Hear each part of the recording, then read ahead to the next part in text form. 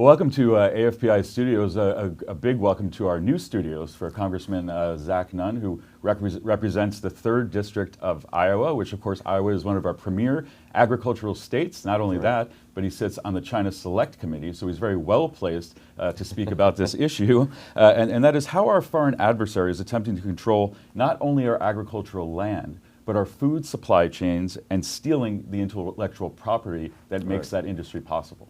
Well, I think first and foremost, we know that a state like Iowa, much like the rest of the country, is not only agrarian in its output. We're #1 in corn, we're #1 in soybeans, we're #1 in hogs, we're #1 in eggs. The list goes on and on.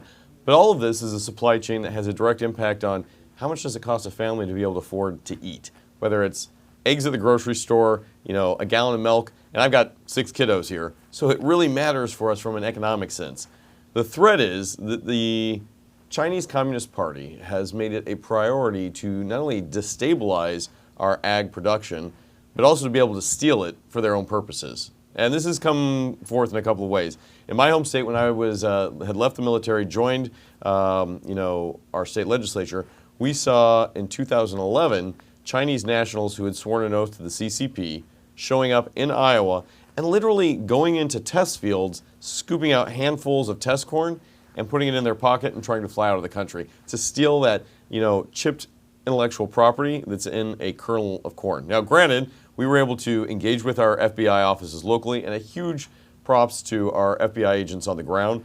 We seized this individual, and in 2016, they ended up going to prison. But now we see a new threat coming from the Chinese. Under the last year of the Biden administration, we saw the 3 largest cyber attacks on the United States, targeting everything from our telcos to the President of the United States and the Democrat nominee as well. But we also saw a targeted attempt by the Chinese to go after agriculture. Now, they've been doing this for a long time. In fact, they bought up nearly 500,000 acres here in the United States of U.S. farmland, but this was a new threat.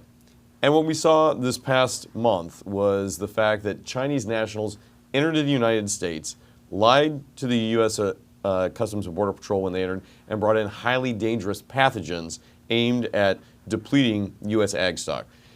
The reality here is the Chinese have a long-term strategy of how not only to steal from the United States, but then how to punch back and create a lethal nexus here where we could have a massive food shortage, but also have a critical access point where we might not be able to feed not only our own people, but cause devastation domestically in the United States without a military shot ever being fired.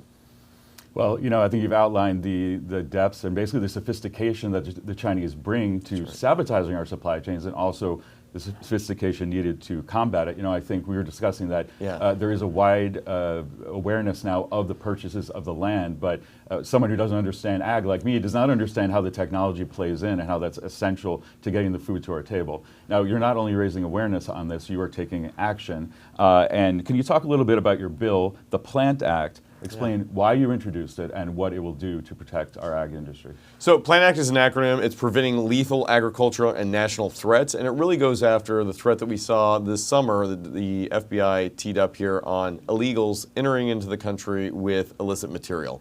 They use it under the auspice of a student visa, but they brought both highly dangerous pathogens that would lay waste to corn, soy, and wheat. We saw a natural outbreak of this all the way back in the 90s, and as a result, it cost the U.S. billions of dollars and almost crippled our wheat industry. If these types of pathogens that the Chinese were bringing in, not listing it, and had it premeditated, there's a real threat here that what could happen today. Not only are we talking hundreds of billions of dollars of loss, we're talking about potential starvation and loss of an entire crop growing season. Days after this, a second individual from China who had sworn a blood allegiance to the CCP entered the United States with Roundworm. This individual was pursuing a so-called PhD at Michigan, but they were studying at the Wuhan labs and then arriving in the United States. I think COVID tells us directly how dangerous unmitigated research without the precautions can be for the entire world. Having it happening in the ag sector was very concerning to us. So what our Plant Act does is it goes directly after the threat here. It makes sure that individuals who are coming in can be held accountable. We're talking a 10-year criminal sentence if it is something that's malicious, if it's something that's known, as it appears these individuals did. They deleted their phones. They had some level of tradecraft. They had not only agreed to support the CCP here, but they were coordinating ways that they could get around U.S. protections.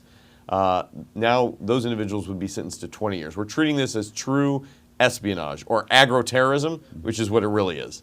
Even more so, we're empowering both the Customs and Border Patrol, Department of Justice, and USDA to be able to work together to go after this agroterrorism on the front end before it becomes a malicious attack that impacts every family in America.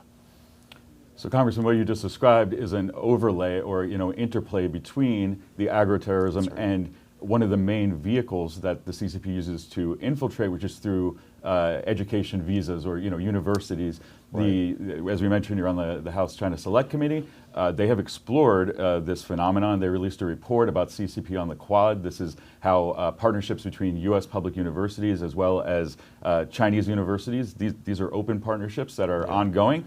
This report came out. They named and shamed some universities. One of those was the University of Michigan. They dropped their formal program, but as you mentioned, these researchers are still coming in. There's still individual partnerships and these programs.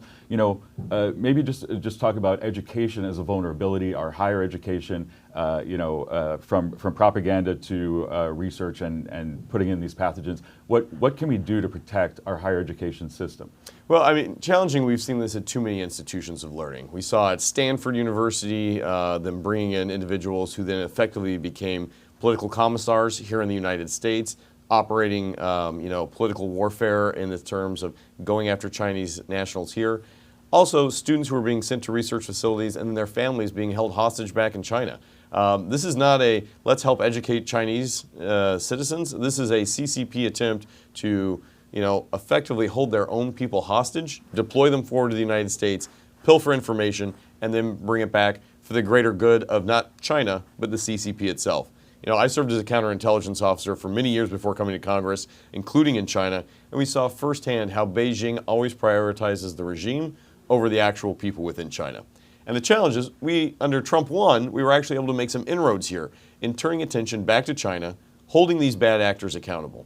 The universities of higher learning, in some cases, have been misled, I think, to put it kindly, to allow programs to be taught in China with U.S. technology, but never vetting the program on the back end. Having students sent to the United States under the legal auspice of coming here to study, to do research, to do greater good, but then watching that student be snatched back by the CCP right at a time where the U.S. has candidly helped this individual be very successful, and now they're working directly for the communist government.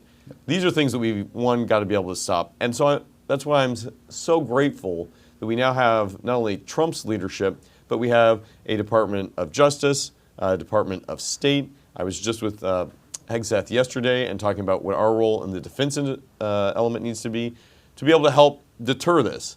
And standing firm on China doesn't mean giving up on the rest of the world, but it means a real focus on what China is going to be doing both overseas, but what they're already doing domestically here to do harm, whether it's in ag, education, or in intellectual property theft. I'd like to highlight part of what you're saying here is that distinguishing the CCP from the Chinese people, right. and that applies also to their students who are studying here, because as you point out, even if their motivations are pure, they just want to get an education. I think most of them do. Yep. Their families back home can be leveraged in all sorts of different ways, and systematically, they get leveraged when they come home. There are actually formalized programs that take them almost literally off the plane, get their knowledge, and feed it into the PLA, the dual use between civil military fusions. So. That's absolutely right. And where I would offer, we need not just a whole of government approach to combat China on this, we need a whole of nation approach. The Chinese have taken it a complete different way. They have nationalized their entire nation so that if you're a student here in the United States, you can be snatched back for the government apparatus on day one. The other challenge is that those who have left China and tried to be able to speak out against this are actually being prosecuted, detained here in the United States. And on the China Select Committee, we've identified both Republicans and Democrats the fact that in places like New York, the Chinese have their own secret police stations operating on U.S. soil, targeting citizens who become U.S. citizens legally but have a Chinese nexus that they want to either suppress, coerce, or co-opt to be able to then go back and attack the United States. This is not only an insider threat, this is a full fifth column operating inside America right now, directly being orchestrated by Beijing. This is the epitome of what a threat looks like, and not only do we need to hold President Xi accountable, we need to be talking about holding both the CCP and the People's Liberation Army and the Ministry of State Security, who all operate with a lot of, free reign right here in America. Yep. Transnational repression is what That's we call right. it. And That's right.